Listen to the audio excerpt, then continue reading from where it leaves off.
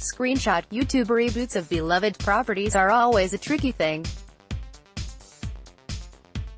But it seems even the blessing and/or involvement of the original creator of a piece of fanatically cherished pop culture is rarely enough to still the fears of fans worried it will tarnish the original, destroy their happy memories. Well, definitely something. Maybe it's just the idea that something not as good will bear the same name as something you love, which is a fair concern. No one likes cognitive dissonance. Regardless, there was plenty of that last week, after it was announced a new iteration of Buffy the Vampire Slayer would be coming to the small screen, with an as-yet uncast black actress taking over the role of Slayer.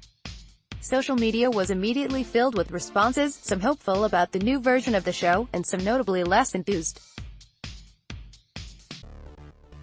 These ran the gamut from your usual "ruin my childhood" whining to legitimate concerns from black critics making salient points about the patronizing feel of reboots based on diversity, and how those reboots are used as excuses for continuing to not grant black actors their own original properties. New showrunner Monica Breen posted a statement that firmly avoids wading into issues over race, instead focusing on fears about doing a disservice to the original.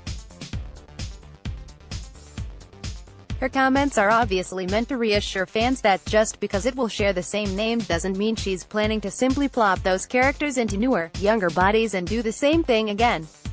As far as story, Breen is saying all the right things here, albeit still not saying anything about the racial issues. She's not going to just reset Whedon's original creations. She wouldn't think of making a new version of Willow, Giles, etc. She wants to look at the Buffyverse 20 years later through the eyes of a new protagonist.